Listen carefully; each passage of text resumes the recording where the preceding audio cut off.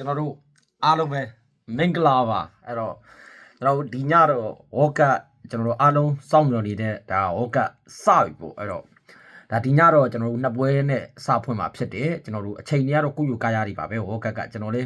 ဒါကြားထဲမှာနားရက်ကလည်းစေ့သွားပြီအဲ့တော့နားရက်စီလို့ကျွန်တော်တို့လုပ်ငန်းခွင်အချိန်တွေကိုပြန်ရောက်လာပြီဖြစ်တယ်ပေါ့ဗျာအဲ့တော့ကြားထဲမှာကျွန်တော်အနေနဲ့ဘာမှကိုမှန်းဘူးအဲ့တော့ဒီညကျွန်တော်တို့နှစ်ပွဲရှိတယ်ပွဲကတော့အရန်ကြီးကောင်းတဲ့ထင်မပါဘူးပေါ့ဒီမှာကျွန်တော်အနေနဲ့နှစ်ပွဲလုံးပြောမယ်အဲ့ထက်ကနေအကြိုက်ဆုံးပွဲကိုကျွန်တော်ရဲ့ Telegram Free Channel မှာပေးမှာဖြစ်တယ်ပေါ့အဲ့တော့ညီကိုလေးအနေနဲ့ပေါ့ဘွန်ဆုံးပွဲကကျွန်တော်တို့မက္ဆီကိုပွဲကျွန်တော်တို့မက္ဆီကိုနဲ့ဆောက်အာဖရိကနဲ့တွေ့တယ်မက္ဆီကိုက130ရှုံးပေးတယ်125ရှုံးပြောတာ125ရှုံးပေးတယ်ကိုပေါင်းကြီးက2မိုင်နဲ့50ရှုံးပေးနေတယ်အဲ့တော့ကျွန်တော်တို့ဟောကတ်လို့ပြောလိုက်ရင်ကျွန်တော်တို့အားလုံးပြင်းမြင်တာကကျွန်တော်တို့ကဘာနဲ့ပြင်းမြင်လဲလို့မေးရင်ကျွန်တော်တို့ဟာကိုအောက်နဲ့ပြင်းမြင်တတ်တယ်ဘာကြောင့်ကိုအောက်နဲ့ပြင်းမြင်တယ်လဲလို့မေးရင်ဟောကတ်ဟာလေကိုအောက်တာပဲများတယ်ကျွန်တော်ဝေါကတ်နဲ့ပတ်သက်ရင်ကျွန်တော်တို့က ranking တွေဘာတွေအရန်ကြည့်လို့မရဘူးဆိုလို့ကျင်တ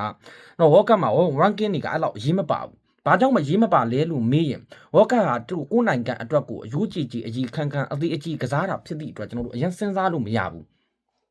ခုလက်ရှိ group A မှာလည်းကြည့်လိုက်ပါလက်ရှိ group A မှာဆိုရင်အသင်းတွေကသူမသားကိုအတူပါပဲကျွန်တော်တို့ ranking အရာလဲကွာတာမှန်ပေမဲ့ဒါမဲ့တကယ်ခြေစွမ်းမှာတောင်အာဖရိကရဲ့မက္ဆီကိုရဲ့ကျွန်တော်တို့တောင်အာဖရိကရဲ့မက္ဆီကိုရဲ့ချက်ရဲ့တောင်ကိုရီးယားရဲ့ကအရင်ကြီးကွာနေတာမဟုတ်ဘူးအဲ့ထက်ကနေရင်တောင်အာဖရိကလောက်ပဲနေချင်နေမယ်ကျွန်တော်တို့မက္ဆီကိုတို့ချက်တို့ကျွန်တော်တို့ချက်နဲ့ကျွန်တော်တို့ကိုရီးယားရေပန်းစားမယ်ထင်တယ်ဒါပဲရှိတယ်ဒါမဲ့တကယ်တကယ်ကြည့်လိုက်ရင်တကယ်ခြေစွမ်းကြည့်ရင်တကယ်အဲ့လီတင်ကဘာမှအဲ့လောက်ကြီးကွာနေတာမဟုတ်ဘူးအဲ့တော့ကျွန်တော်ကအဲ့ကောင်းအဲ့စတော့ကကျွန်တော်ပြောတဲ့ ranking တွေပါတယ်ကျွန်တော်အရင်ကောင်းနေမထည့်တာပါတယ်အဲ့တော့ဟုတ်ပြီမက္ဆီကိုကဒီပွဲမှာကျွန်တော်တို့အဖွင့်ကပွဲကိုကစားမယ်မက္ဆီကိုနဲ့ဒီပွဲကိုမဖြစ်မနေကိုနိုင်အောင်ကစားမှာဘာကြောင့်လဲလို့မင်းရင်သူတို့ရဲ့အိမ်ရှင်ဖြစ်တယ်အိမ်ရှင်အသင်းနေရာအများစုတော့ကျွန်တော်အမြင်ရပြန်အုပ်စုတက်တာပဲများတယ်အိမ်ရှင်နေရာအုပ်စုတက်တာပဲများတယ်အုပ်စုကနေပြုတ်တယ်ဆိုတာမရှိတော့ရှိတယ်ဒါပေမဲ့ဒါကတော်တော်ရှားတဲ့ကိစ္စပဲကျွန်တော်လက်ရှိမှာမက္ဆီကိုကနေဒါအမေရိကန်ပါတယ်အိမ်ရှင်အသင်းနေအုပ်စုတက်လောက်အောင်လို့ကိုလက်ရှိကျွန်တော်တို့ပွဲစဉ်တွေအများကြီးတိုးထားတယ်လက်ရှိကျွန်တော်တို့လက်ရှိမှာကျွန်တော်တို့ဘယ်လိုပြောမလို့အသင်းတွေအများကြီးတိုးထားတာအဲ့တော့ကျွန်တော်အမြင်ညာပြောရင်ဒီပွဲကမက္ဆီကိုအနေနဲ့အယူကြည်ကြည်အရေးခန်းခန်းကစားမယ်မက္ဆီကိုကနောက်ဆုံးပွဲစဉ်တွေကိုကြည့်လိုက်ရင်မက္ဆီကိုအိမ်ကွင်းမှာဒီကစားထားတာမက္ဆီကိုရဲ့ယာတီဥရုဆိုတာရှိသေးတယ်မက္ဆီကိုရဲ့ယာတီဥရုတောင်အာဖရိကကလည်းယာတီဥရုတော့ကန်နိုင်တယ်ယာတီဥရုကိုလိုက်နိုင်တယ်အာဖရိကကောင်ဖြစ်တယ်ဒါပေမဲ့ကိုရီးယားဆိုတိုင်ပတ်သွားမယ်မက္ဆီကိုယာတီဥရုကယ်လီဖိုးနီးယားတို့ဘာလို့ယာတီဥရုအရင်ပြင်းတယ်ကနေဒါကတော့အေးတယ်ဒါပေမဲ့မက္ဆီကိုနဲ့အမေရိကန်ကအရင်ကြီးအေးတဲ့ဒေတာမဟုတ်မက္ဆီကိုတို့ဆိုပူတယ်အမေရိကန်ကလည်းပူတဲ့ပိုင်းပူတယ်အေးတဲ့ပိုင်းအေးတယ်အဲ့တော့ထားပါလက်ရှိတောင်အာဖရိကကတော့ကျွန်တော်မက္ဆီကိုယာတီဥရုကိုစောက်ပြစိုက်မှာမဟုတ်ဘူးဟုတ်ပြီမှန်တယ်ဒါပေမဲ့မက္ဆီကိုကိုကျွန်တော်တို့အုပ်စုပွဲစဉ်တွေကိုအုပ်စုတောင်ဖြစ်နေပြီသူ့ရဲ့နောက်ဆုံးပွဲစဉ်တွေကိုကြည့်လိုက်ရင်ဘယ်ဂျီယန်ကိုတည်ကြတယ်ပေါ်တူဂီကိုတည်ကြတယ်ကျွန်တော်တို့ဆာဗီးယားကိုနိုင်တယ်လက်ရှိအော်စတြေးလျကိုနိုင်တယ်ဂါနာကိုနိုင်ထားတယ်မက္ဆီကိုရဲ့နောက်ဆုံးပွဲစဉ်တွေကိုကြည့်လိုက်ရင်ရှုံးပွဲကမရှိသလောက်ရှားတယ်ဘာကြောင့်လဲဆိုတော့သူတို့ရဲ့မက္ဆီကိုလိုအသင်းမျိုးကဒီလိုတောင်အာဖရိကလိုအသင်းမျိုးပဲနိုင်အောင်ကန်ဖို့လွယ်တယ်ကျွန်တော်တို့ချက်တို့တောင်ကိုရီးယားတို့ကြိုက်ရင်အရင်မလွယ်တော့ဘူးလို့ကျွန်တော်ထင်တယ်အဲ့တော့မက္ဆီကိုကအုပ်စုရအောင်တက်ရမယ်အုပ်စုတက်ဖို့အတွက်အကြီးကျယ်ကြိုးစားမယ်ဘာကြောင့်လဲသူ့ရဲ့အိမ်ကွန်း weight ကြောင့်ဖြစ်နေတယ်အဲ့တော့ကြေးတန်းကိုတွားကြည့်ရင်လေကြီးကလည်း125ပြားရှုံးထိပေးထားတယ်အဲ့ဒီကြေးဟာကမ္ဘာဖလားမှာပြင်းတယ်ဘာကြောင့်လဲဆိုတော့မက္ဆီကိုနဲ့ကျွန်တော်တောင်အာဖရိကရဲ့ run ကဘာမှကွာတာမဟုတ်ဘူးဆိုတော့ကျွန်တော်အဲ့ဒီ၄သင်းလုံးကတသင်းမှအဲ့လောက်ကွာနေတာပေါ့တောင်ကိုရီးယားက run မြင့်မယ်ထင်တယ်26ရှိတယ်ဒါပေမဲ့ကျွန်တော်တို့ချက်က run 60လောက်မသိဘူးရှိတယ်ဒါပေမဲ့ချက်နဲ့တောင်ကိုရီးယားနဲ့ကန်ကိုပြတ်မလားလို့မင်းမပြတ်ဘူးကျွန်တော်ပြောချင်တာ run ဒီအလောက်စဉ်းစားလို့မရဘူးဆိုတာကိုပြောချင်တာအဲ့တော့ကျွန်တော်ကတော့ရှင်းတယ်မက္ဆီကိုကအိမ်ကွင်း weight ဖြစ်တယ်ကိုကွင်းမှာကန်ရမယ်လက်ရှိဖောင်လဲကောင်းနေတယ်ကျွန်တော်တောင်အာဖရိကကလက်ရှိဖောင်လဲမကောင်းဘူးပနာမကျွန်တော်ပနာမတာဘာလို့အဲ့ကောင်တွေကိုရှုံးထားတယ်လက်ရှိမှာအိမ်ကွင်း weight လဲရှိတယ်ကြေးလဲပြင်းတယ်ကျွန်တော်တို့ခြေစွမ်းလဲကောင်းနေတဲ့မက္ဆီကိုနေနဲ့အောက်ခံတလုံးပြတ်မယ်လို့ကျွန်တော်ကတွေးတာနှလုံးပြတ်မပြတ်ကတော့ကန်တရားပဲကျွန်တော်တို့စောင့်ကြည့်ရမယ်တလုံး25ပြားရှုံးမှာကျွန်တော်တို့ကတလုံးကတော့တေချာပေါက်ပြတ်မယ်လို့ကျွန်တော်ကတွေးတယ်အဲ့တော့ကျွန်တော်ကတော့ရှင်းတယ်ကျွန်တော်ကမက္ဆီကိုအသင်းကြိုက်တယ်အဲ့တော့နောက်တစ်ပွဲကတောင်ကိုရီးယားပွဲတောင်ကိုရီးယားနဲ့ကျွန်တော်ချက်နဲ့တွေ့တယ်level 5ရှုံးကိုတောင်ကိုရီးယားပေးလိုက်ချက်ပေးလိုက်ထားလိုက်တော့တည်ပဲနိုင်တဲ့ကောင်စားတည်ဆိုရင်ခွာပဲထားလိုက်တော့ဒီကြီးရတိဘာမှမထူ5ရှုံးဆိုတဲ့ကြီးကအဲ့မှာကိုပေါင်းကြီးကိုတတိထားကြည့်ကိုပေါင်းကြီးက2မှနဲ့45ရှုံးဖြစ်နေတယ်ဆိုလိုချင်တာကအဲ့ဒီနှစ်သင်းလုံးရဲ့ကြီးနဲ့ကြီးရတူတူပဲမက္ဆီကိုကလည်း2မှနဲ့50ပဲတောင်ကိုရီးယားကလည်း2မှနဲ့50ပဲဆိုတဲ့ကြီးကိုကြည့်ရဒီကြီးဟာတူတူပဲဆိုတာကိုညီကိုတွေတတိထားမိလိမ့်မယ်အဲ့တော့ဆိုလိုချင်တာမနှုတ်ကောင်တွေအကုန်ခေါက်အောက်ကိုလာခဲ့လိုက် ဒေါကတ်ဆိုတာကူအောက်ပဲဩကတ်နဲ့ကူအောက်နဲ့ဟာသိရမလားဟိုလင်မယားလိုပဲဆိုတာမျိုးကိုတွေးနေလိမ့်မယ်ဒါပေမဲ့ကျွန်တော်ကတော့အဲ့လောက်ကြီးကောင်းနေတော့မထည့်ပါဘူးကျွန်တော်တွေးကြည့်သလောက်ဆိုရင်ဘာကြောင့်လဲကြည့်သလိုကျွန်တော်ကူစတော် data ကြည့်လိုက်တယ်ချက်က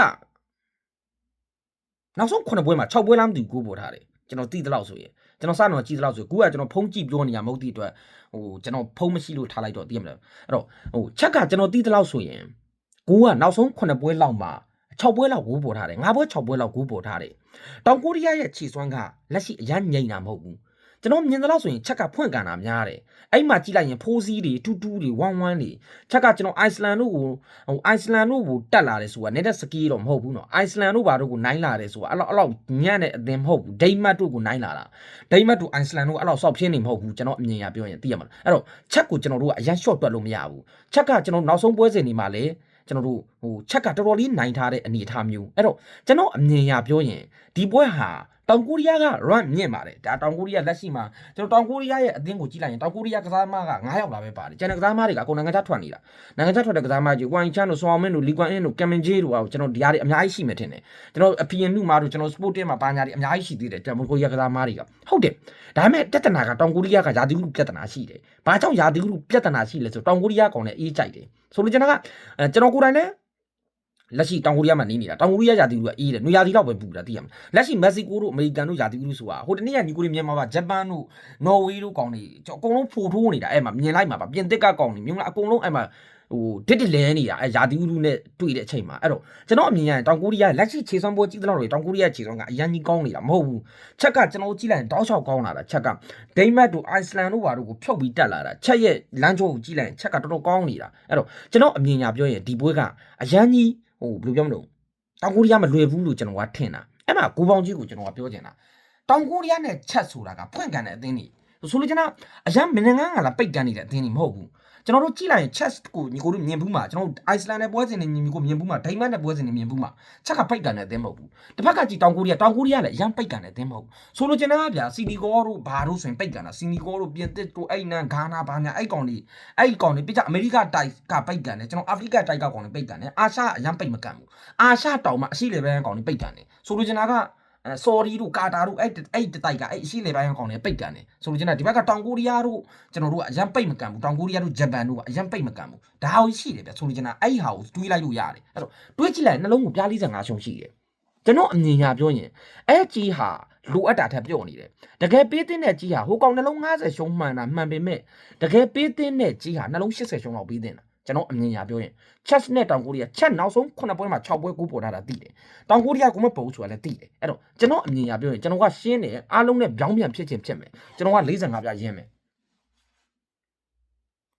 ကျွန်တော်အတွေးခေါ်ရရှင်းတယ်ကျွန်တော်က45ပြရင်းမယ်နှလုံးဒီကပေါက်သွားမယ်လို့ကိုကျွန်တော်ကဘိုင်းစီတွက်တယ်ကျွန်တော်ကတောင်ကိုရီးယားနဲ့ chess နဲ့ပွဲ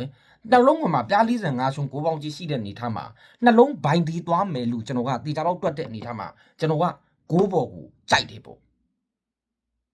အဲ့တော့ဒီနှစ်ခုတည်းကနေပြီးတော့ကျွန်တော်အနေနဲ့တောင်ကိုရီးယားဒီတောင်ကို chess ကကျွန်တော်9ပေါ်ကြိုက်တယ်ဟိုမက္ကဆီကိုအသင်းကြိုက်တယ်ပေါ့ဒါဒီနှစ်ခုတည်းကနေကျွန်တော်အကြိုက်ဆုံးတွင်းလို့တော့ကျွန်တော်ရဲ့ Telegram မှာရွေးချယ်ပေးသွားမှာဖြစ်တယ်ဒါ Telegram မှာဆိုရင်ကျွန်တော် Telegram မှာကိုနေ47လို့ရိုက်ရှာလိုက်ပါ Telegram မှာကိုနေ47ကိုနေ47လို့ရိုက်ရှာလိုက်ညီကိုအနေနဲ့ကျွန်တော်ရဲ့ channel ကိုတွေ့ပါလိမ့်မယ်47ကဏ္ဍနဲ့ပါကျွန်တော်တို့